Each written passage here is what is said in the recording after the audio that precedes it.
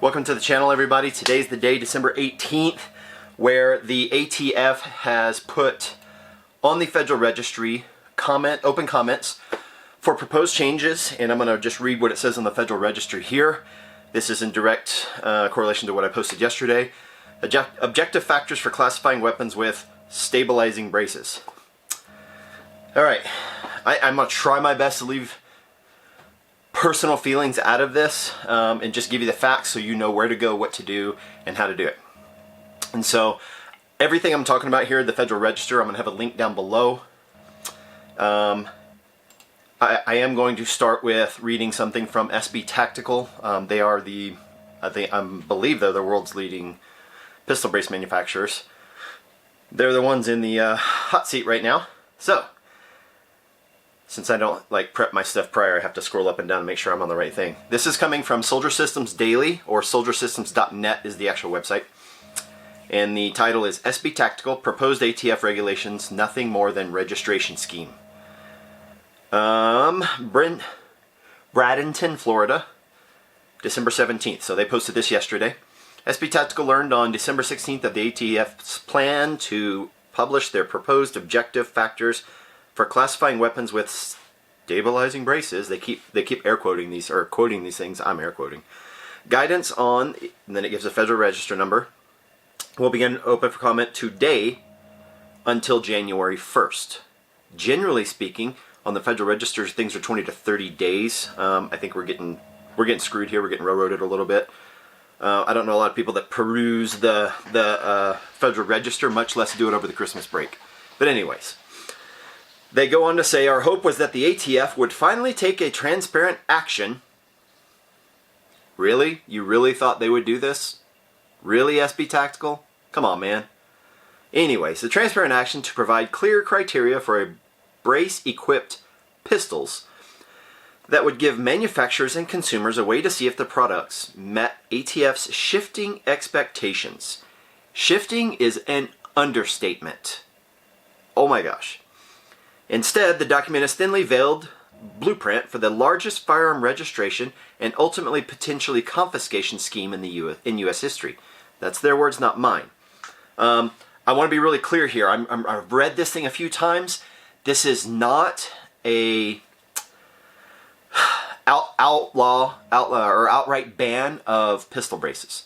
This is, they're saying, well, we approved pistol braces because of this, but y'all are doing this, this, and this. So if you meet this certain criteria of pistol braces, then it's going to be an SBR.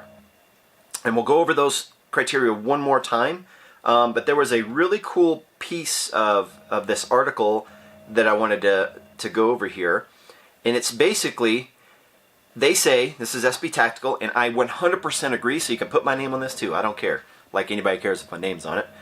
But by failing to define the criteria, the ATF is codifying its holistic, we'll know it when we see it approach to determinations that create confusion and serve little more than a power grab. It does nothing other than create uncertainty and confirms that ATF does not want to be held accountable. It claims limitless power to assess products under a holistic approach that gives the agency maximum discretion and Americans minimum protection. That is an awesome statement. Again, that's on soldiersystems.net. That is an awesome statement. This is just like when tax season comes around, and the IRS is like, we know how much you made, and we know how much you owe, but you have to guess, and then you have to pay us, and if you're wrong, we're going to come get you. Oh my gosh, that's exactly what the ATF is doing here. Well, if I don't like the gun that's in your hands right now and it's got a pistol brace on it, or if you weigh 87 pounds and you've got a pistol brace on your weapon and you're using it and you don't use it effectively, we're going to charge you with a felony. And I don't really think that's a stretch. I think that's exactly what they're trying to do here.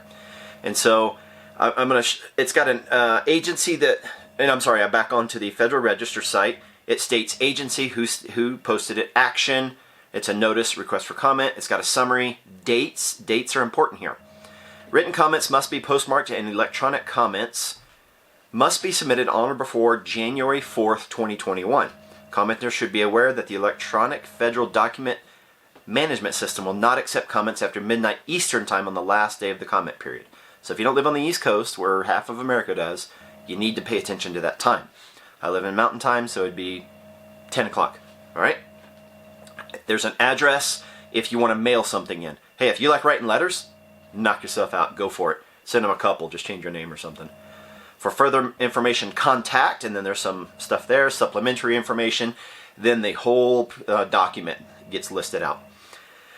It talks about type and caliber. That's BS. If it's too big of a caliber, then you can't effectively fire it in the brace configuration. And if you read this, you'll notice it's not saying don't shoulder it. It doesn't say it anywhere in here. It still has to maintain the features and the intended purpose of being able to be braced. Type and caliber, that's an easy fight. Weight and length. Obviously, if you're rocking a 30-inch AR barrel that was not meant to brace, you're not going to do it anyways. Everybody that I've seen that has a brace has something really short. Weight, oh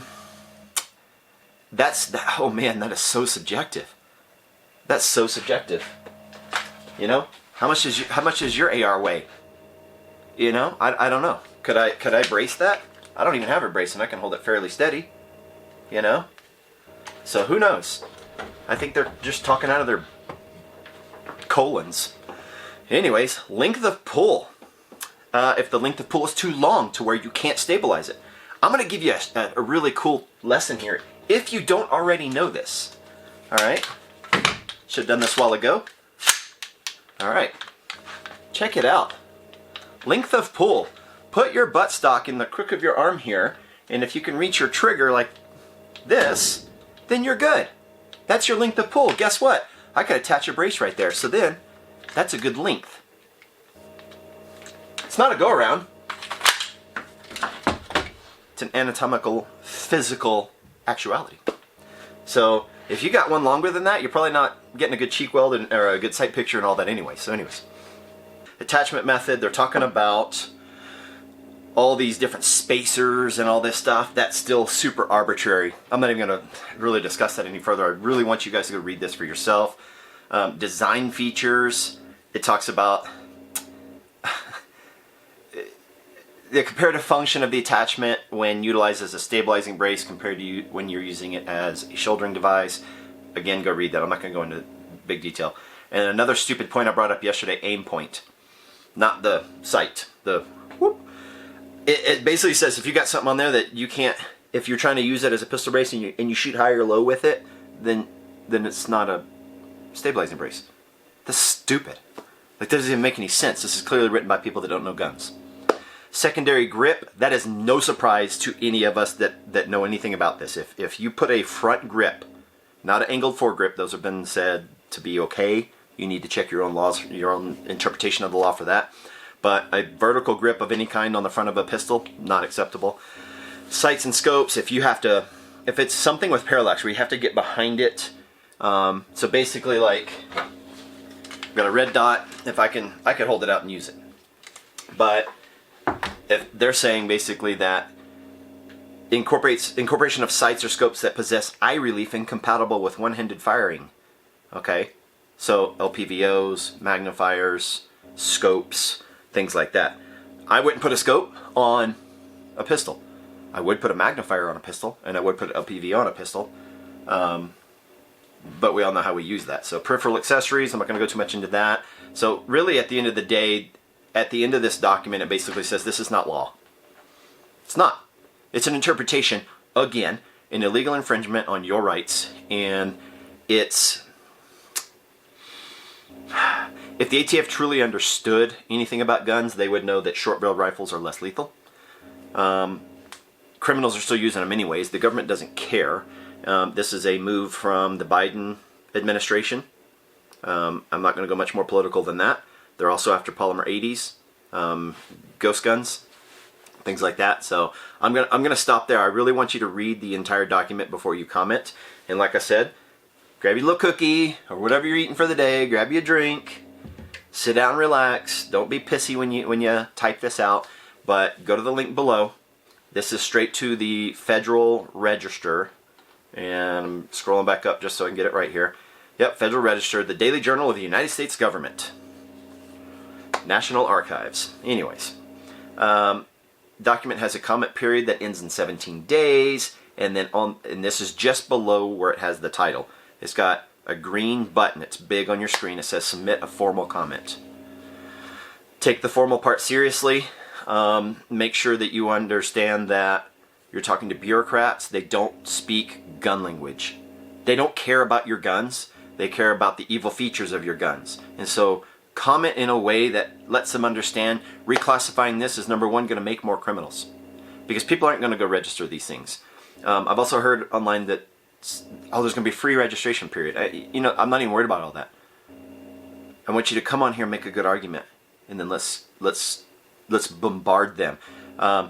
I got it. I don't make the best videos, and I don't script my stuff like a lot of guys on YouTube. So if you don't like my video and somebody else made a video and it's more eloquent and they have a cooler background, they don't have a Lee press and a fire extinguisher in their background, then share their videos. But share these videos. Tell people, I don't care if all you own is your granddad's shotgun, because it could be next. Share these videos. Tell people how to go and make formal comments to stop the infringement of our rights by our own government. These people are supposed to represent us.